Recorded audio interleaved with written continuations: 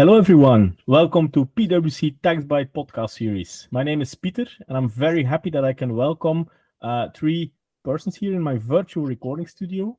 I will introduce them to you, but the reason I have invited these persons to my recording studio is because PwC has published a guide, a toolkit to be Pillar 2 ready. And I would very much want to understand from some of the authors of that document what is in there and why that was so important. But first, let me introduce the people I have here with me. First of all, I have Hanne Schoepen with me. Hanne is part of our Center of Excellence in Brussels here on Pillar 2, and she focuses day to day on the implementation of Pillar 2 with our clients. Next to Hanne, we have Clayton Paul Stanfield. Clayton is an international tax manager in our Swiss firm. He works very closely with our EMEA ITS leader, Monica Cohen-Dumani. And we have, last but not least, Gurgly Juhas. Gurgly is the CEE ITS network leader. So he leads a network with 27 different territories, including both European member states, third countries, etc. Gurgly is also the leader of PwC Hungary Center of Excellence on Pillar 2. He's also originating from Hungary. And he's assisting clients and network firms inside and outside of Hungary on Pillar 2. I must say that's a nice group of people to have with me to talk about Pillar 2. And we have talked about a lot of things in the past on Pillar 2. But the reason for this podcast, for this recording, is that PwC published a guide to implement Pillar 2. For our clients. So my first question is obviously, why was there a need to publish a guide, Clayton? Maybe you can elaborate a bit on that. Yeah, our guide for the EMEA Multinational Enterprises is part of a PwC series of regional guides on Pillar 2, and our guide covers kind of the most recent developments, having just been published last week. And I think the timing is especially critical since the rules are coming online in the EU and several other countries very, very shortly, in a matter of days in this case. So we've just released the guide, and that can be found on our PwC website. Yeah, thanks, Clayton. And indeed, Hanne, maybe, a question that I have for you is indeed timing is pressing. So I think the idea that we still have until 2026 to be ready for Pillar 2, that's not the right idea, right, Hanne? Yes, indeed. Some companies may still think that they have until 2026, as then the first globe information return needs to be submitted. However, there are already some obligations that need to be done in the very near future. You have, for example, the disclosures that need to be made in the financial year 2023 financial statements, so already very soon. Yeah, clear. So I think it's clear that time is pressing, Pillar 2 is happening, and hence the need to share this guide to help our clients and businesses to be ready for Pillar 2. Gurgly, what's actually in the guide? Can you enlighten us a bit on the content thereof? Yes, thanks, Peter. So I think there are a lot of very useful information in the guide, but what I would highlight is that there is a detailed action plan for clients to follow when they want to get a handle of on Pillar 2 and compliance. Very broadly, what we've been telling our clients is that perhaps the best way to approach it is to first do a kind of upskilling of their people, understanding the rules, because these can be complex and very far-ranging rules. And then as a next step, you should understand which is the group and which are the legal entities that are actually going to be considered as part of the group that will have to apply the global minimum tax calculations. This is what we call the legal entity analysis. And then as a next step, mostly what we see clients are looking for is to identify if they can apply any of the temporary safe harbors to reduce the impact, both from a tax payment and a compliance perspective. Most common is the country by country reporting based temporary safe harbor. So this is where we analyze, and the client should analyze if in the different territories they can apply this safe harbor. And Then once you have the output of that analysis, if there are territories where you cannot apply any of the temporary safe harbors, then that gives an opportunity to do a deep dive. The deep dive into the situation. That what we suggest as the next step. Look at those jurisdictions where you need to perform the full scope globe calculations already from the beginning. This gives you an idea not only about the potential impact in terms of potential tax payment obligations, but also in terms of what procedures you will need to set up. You can look at how your data can be gathered for the purposes of this exercise. We are seeing it quite often that the data side of these projects are very complex. These calculations that you need to do, the full scope calculation, requires a lot of data that is currently either not produced by the groups or they are not readily available. So there can be a lot of compliance type of complexities there. And then obviously once you have that, then comes the disclosure and provision and the compliance.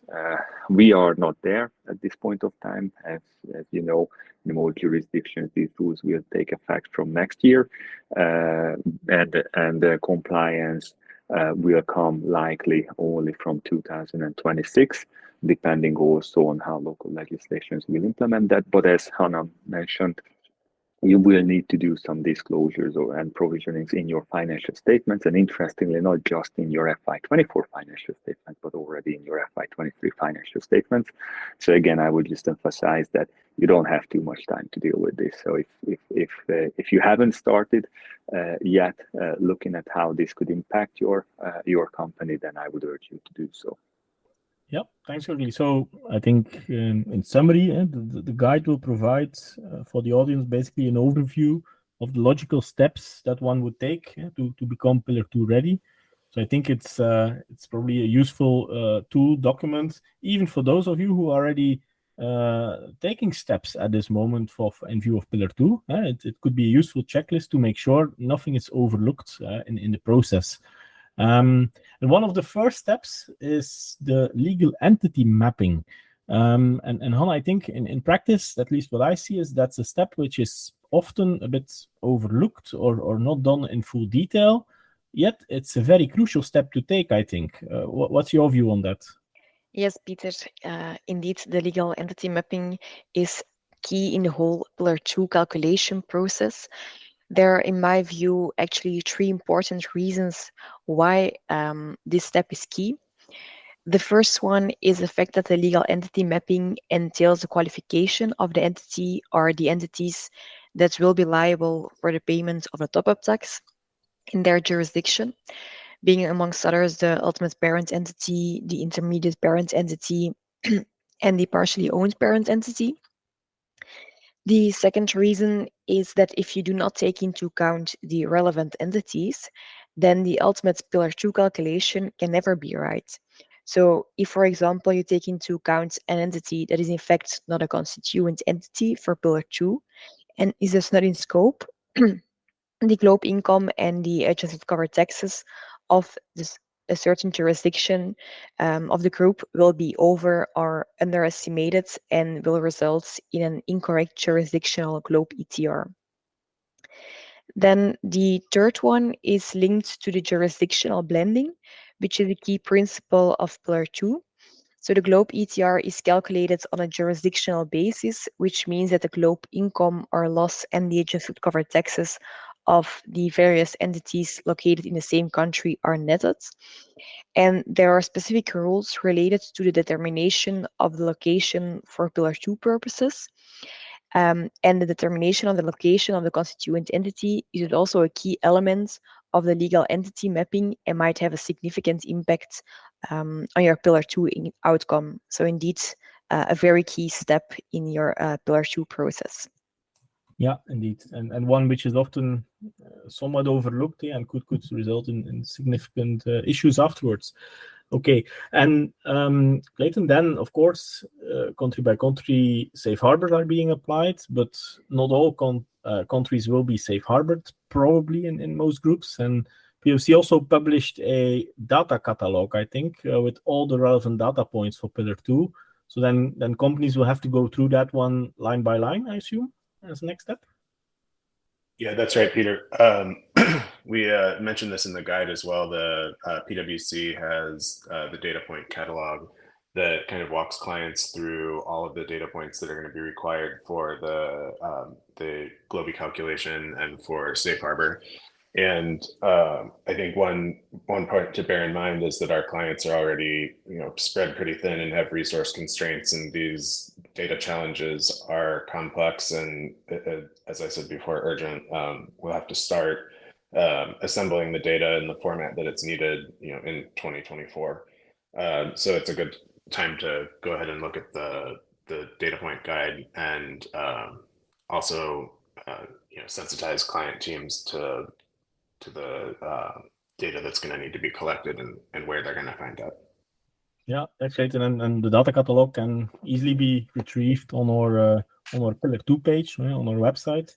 That's right. What I also hear from clients is that it's useful to walk through the catalog, which gives a lot of insight in the methodology for Pillar 2.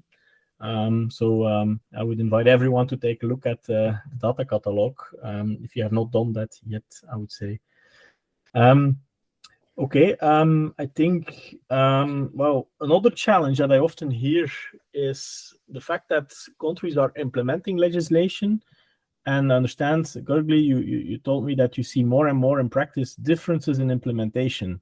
That seems like an important challenge for businesses as well, I think, right? Yes, Peter, I agree. I mean, we are currently in the time when most of the domestic legislations are being proposed. So until now, we only had the OECD model rules, we had the EU directive, but as we are getting closer to the actual effective date of the rules, there are domestic legislations being proposed by policymakers, and we see that based on these domestic proposals that jurisdictions may be taking different views on certain issues. So for this reason, I think it's very important for any group of companies to take into consideration that the different domestic legislations could include differences in terms of the regulations, but also in terms of the interpretation of the same regulations. We have what I would point out is and I think this is available on the PwC global website for anyone to use. We have a country tracker where anybody can find up-to-date information about the local implementation status of the Pillar 2 legislation in any jurisdiction. Obviously, this will not include all the details, but it gives you, I think, a very good broad overview of the legislation available locally, if any. Yeah, thanks, Gergely. I think that's also indeed a very important, interesting resource to have, the tracker, in addition to the catalog and the guide. I would say a lot is available, I would say, for the audience to really start working on Pillar 2 and continue that project. Yeah, in terms of timing, I think we reached a bit the end of the podcast at this moment. Gergely, may I ask you, what would be your key messages for the audience today?